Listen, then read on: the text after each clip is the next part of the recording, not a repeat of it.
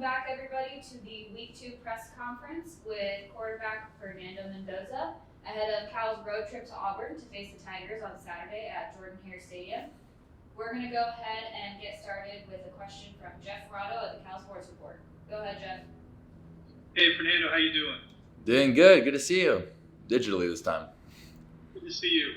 Can you tell us what a win on the road against a team like Auburn in the Southeastern Conference, what that would mean for your team and your season and your program? I think that would mean a lot, such as any win, especially coming off a great win against UC Davis. Wins in the start of the season are always, how would I say this? Every win tastes great, but this one would taste better, especially as we suffered a loss from them last year at CMS. So being able to go to an SEC venue, getting that win, it would only roll more and more momentum going into ACC play. And I think that really helped myself, the team, and the program a lot. So we're all, it's not going to make us try any harder because we're just trying as hard as we can already. But I know that we're all very excited to play at Jordan-Hare and excited and ready for the opportunity. And it could give you guys a boost in your confidence? Yeah, such as any win, I believe, can give us a boost in our confidence. But I think it'd be cool getting after these guys, especially as they got after us on our home turf last year. Real quick, you got family, parents, and everybody coming to the game, or? I'm not sure yet. I'm not sure about that. I need to ask. All right. Have fun. Thanks. Thank you. All right, we'll go to Thomas Dunn for Right for California. Good afternoon, Fernando. You've had some experience in tough road environments like at Utah and at Oregon. What are you applying from those experiences for Saturday? One of the strategy that we're applying for Saturday is the silent count. Jordan-Hare, they have great fans at Auburn, so we're utilizing the silent count. And we've, like you said, from Oregon, Utah, and all the other, Washington, and all the other amazing environments that our team has played in last year, we are being able to utilize that silent count, especially if it gets loud, especially in critical moments, so we can play efficiently as an offense. All right, we'll go to Matt Moreno from Cal Rivals next. Good afternoon, Fernando. Good afternoon. Good seeing you. Like your setup. Yeah. Thanks. Looking back on the last game, that to start the second half, it felt like that you kind of got in a nice rhythm. Other than just kind of getting a chance to be out there and successive drives and things like that, was there anything else you could pinpoint about, why things kind of fell into place, so as you start that second half? That is a great question. Yeah, as soon as the second half started, I think a lot of the guys, we settled in, realized, hey, it's the first game, but realized that we had a lot of confidence in each other and that we're going to go out and execute the things that we got to do. And instead of trying to make the supernatural play, if you just do your job, you end up making the play. So I think that was a big thing that we talked about at halftime, and just simple execution. But testament to all those guys, such as the O-linemen, receiver, tight ends, and running backs, stepping up their game and executing at a high level in the second half. All right, we'll go to Cody Henderson from the League Winners. Hey, Fernando. Not much production from the tight ends over the weekend, but do you anticipate trying to get them more involved in your game against Auburn? Yeah, we have two very exciting tight ends, Corey Dykes and Jack Endries. And Jack Endries, that was my safety blanket last year, and Corey, an extremely explosive and reliable tight end.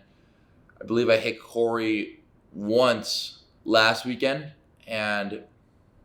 or twice. I believe it was once. And I know they're going to get open. So just when the opportunity presented itself, that's definitely a group I look forward to getting the ball, such as the receivers and running backs. I think my job, especially as my prototype as a quarterback, is when I can get the balls in playmakers' hands, such as Corey, such as Jack, and any other position group, I always try to. Thanks, Fernando. Thank you. We'll go back to Jeff Rado. Fernando, you guys obviously have a lot of respect for UC Davis, but you're going up a level when you play at Auburn. Can you talk about, the athleticism and the talent you see on their defense?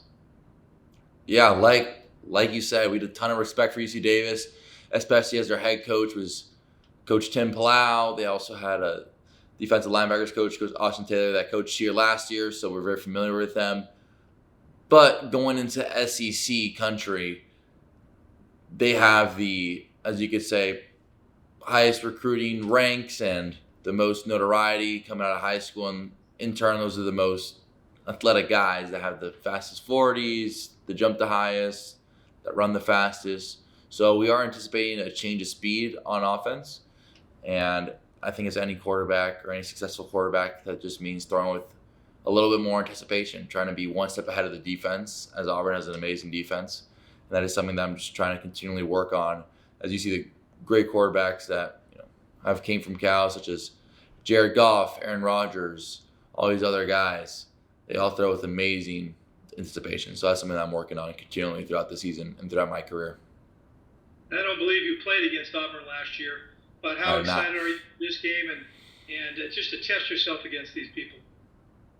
Yeah, I did not have the opportunity to play against Auburn last year, but it was still an amazing environment here at CMS, and being engaged in the game and helping out any way I can. It was still a brutal loss. So whether I was playing or not, still entirely invested in the team. And yeah, so last year was brutal. So we're all really looking forward to playing them this year. Thanks. We'll go back to Thomas Dunn. Fernando, Coach Wilcox mentioned that it's going to take to execute in close games in order to get where you want to go. What have you seen from last year compared to this year that tells you if you get in that spot this Saturday that you guys will come out the other side on top?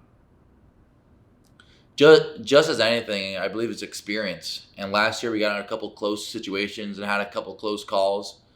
But this year, when we get in those moments, I think we're going to have the confidence. And I know we're going to have the confidence to execute at a high level. So I could do all the talking, but I'm going to leave it up to the showing on Saturday and on throughout the season when we get in those close and tight moments to be able to execute at a high level and pull out a successful drive, successful half, or successful win for the California Golden Bears. We'll go back to Matt Moreno. You were in a similar position to Isaiah Hunter last year. A guy trying to kind of make his way a little bit back on the depth chart, but had a really good camp, and then is able to kind of be called into action, during the season. What can you say about his ability to step into the role? And there are some injuries at his position, but to step up and rise to the occasion. So Isaiah and I are very good friends, and we've talked a lot about the situation. And I'm extremely proud of him, and I have a ton of confidence in him, throwing him the ball, whether against any opponent. So I really look forward to having him out there Saturday by my side. And he's someone that I trust a lot, along with all the other receivers that you saw out there Saturday. So we're all really excited. I'm really excited about this receiver group. I think we'd be remiss not to ask you about Sam. Obviously, a chance to go up against him. Sam. What are your expectations for what you're going to see from him in the Auburn offense? Sam, yeah. So when watching the tape against our Alabama A&M game, I saw Sam. He got a really nice touchdown over two defenders, and at that moment, I was like, "That's my guy, Sam. Let's go!" And although we both played the same position last year, we were still really good friends last year, and he supported me all the way throughout the end of the season. So I really hope to see him after the game on Saturday, say what's up, talk to him, and obviously, although we're on both sides of the different sides of the ball, I hope that he does well in his own accord on Saturday. So Sam's a great guy. I'm rooting for him. I mean, obviously, California Golden Bears, the team I'm on, it goes in front. But if those are non-exclusive, I really do hope that he does well and hope to see him.